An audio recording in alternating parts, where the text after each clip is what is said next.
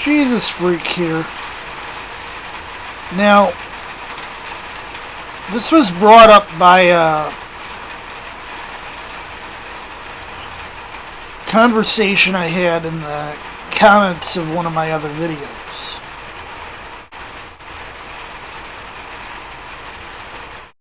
I pointed out that common argument used by people trying to defend the Church of Rome is that they'll say, oh, Luther took books out of the Old Testament.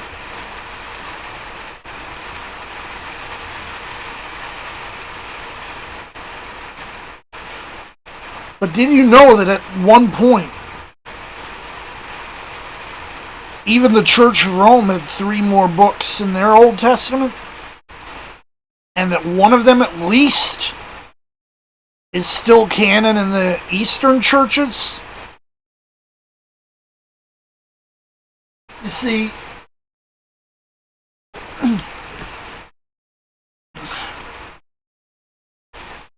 the situation with books connected to Ezra is kind of hairy.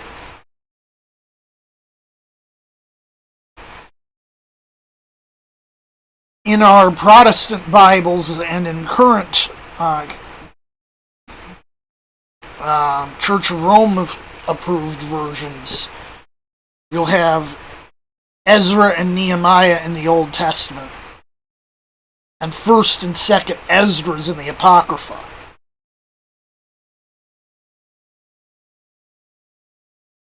Ezra and Nehemiah in the Douay and Challoner translations are called 1st and 2nd Esdras, and 1st and 2nd Esdras are called 3rd and 4th Esdras, which in the Douay are in an appendix and in Challoner are omitted.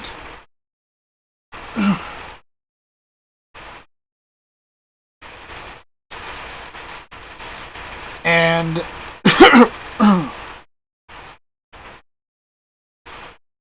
the Eastern churches vary widely, but in the Greek translation, there are 3 books called Esdras.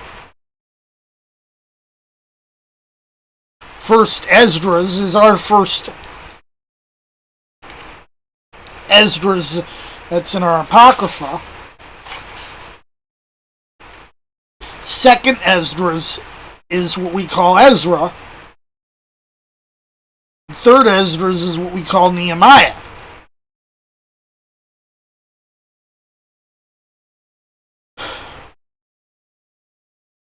Because of the Bibles I use,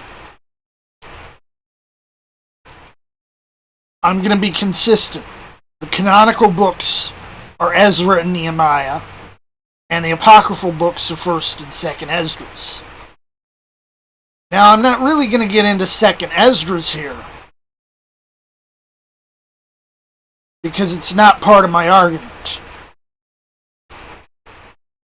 1st Esdras is basically an alternative translation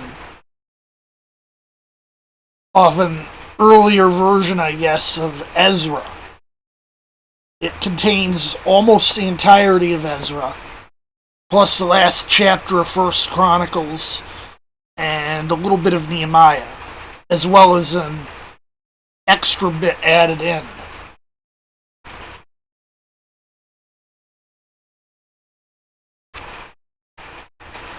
The quality of the translation is a bit suspect, as can be noted by a lot of the negative comments, and believe it or not, footnotes in the King James Version that point out the various translation issues.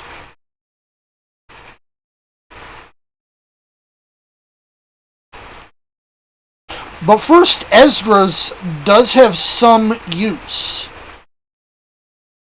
It serves as a sort of a check. Alternative witness to the text of the book of Ezra. Now, remember what I said. In the Greek church, First Esdras is still canon and is called First Esdras. In the Roman church, it was canon, and guess what? They removed it in Trent.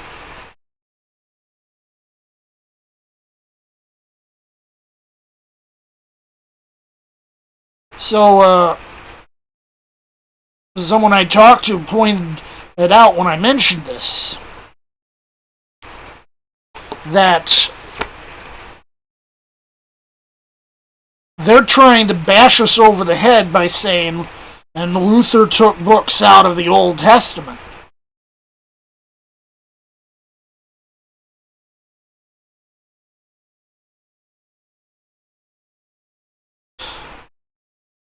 Is actually rank hypocrisy.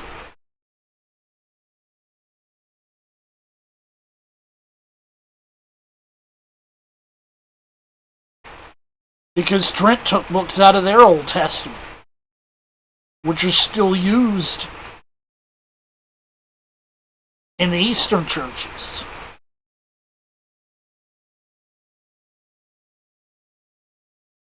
So why is Trent allowed to, why was the Council of Trent allowed to do that?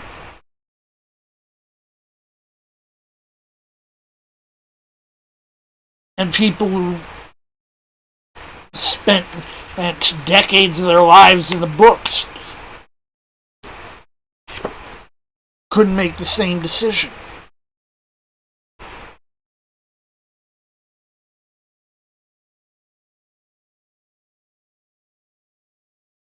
I've noticed that the argument has changed slightly since we pointed that out. Thanks to Speaking Truth for this.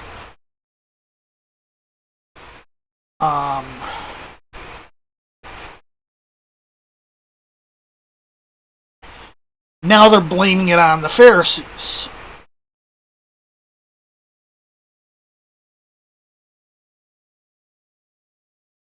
Now, little problem with that.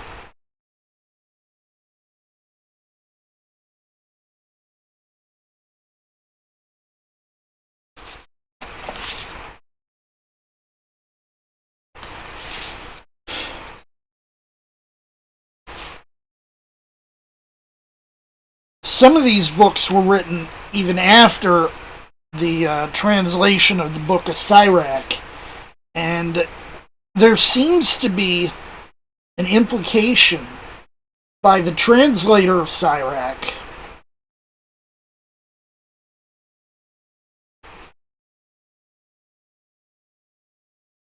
who was the grandson of its original author.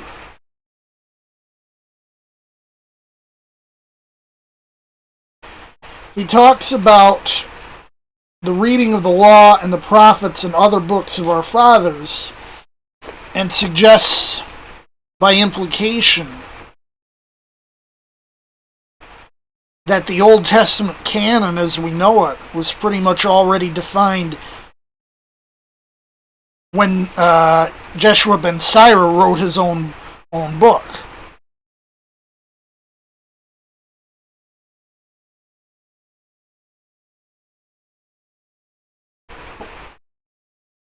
And although I'm not offhand sure what that date was, there's some clues in the text as to when it was. I believe it was in the Hyrcanian period, 2nd century BC.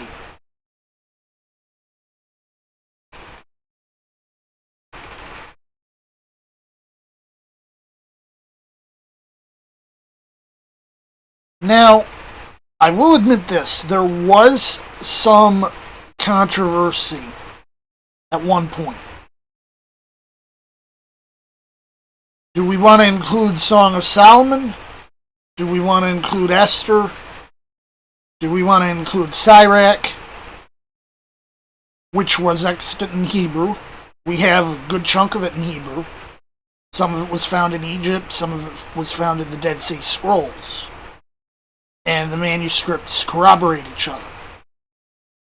Do we want to include Tobit, which was written in Aramaic? We have Aramaic evidence for it.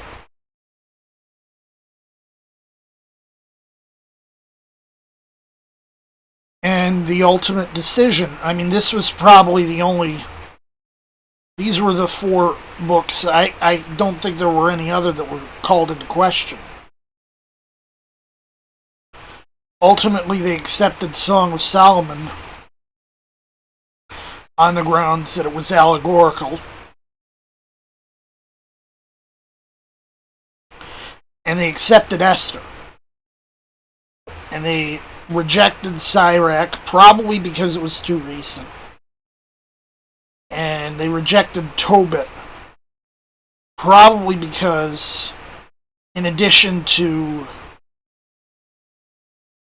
the issues with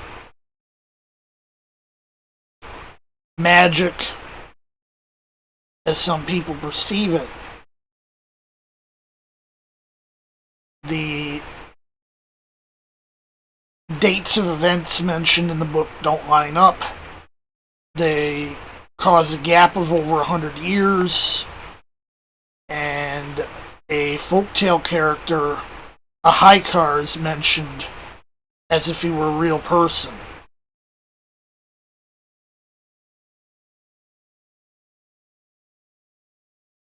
That'd be like writing a historical work.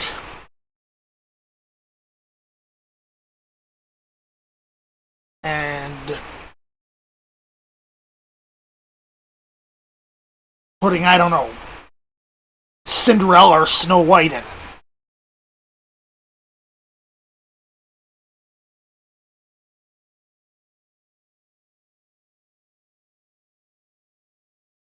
As if they were real people.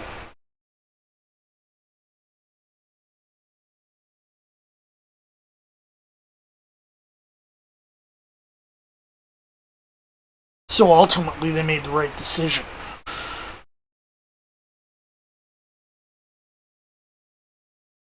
But again,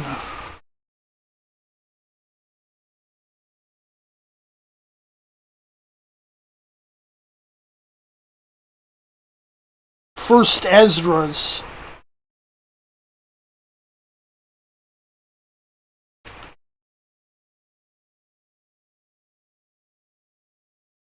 makes the Church of Rome hypocritical when they use the Luther excuse.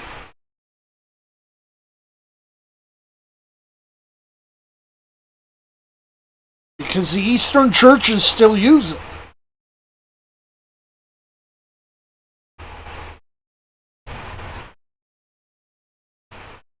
But Rome went the same way we did and got rid of it.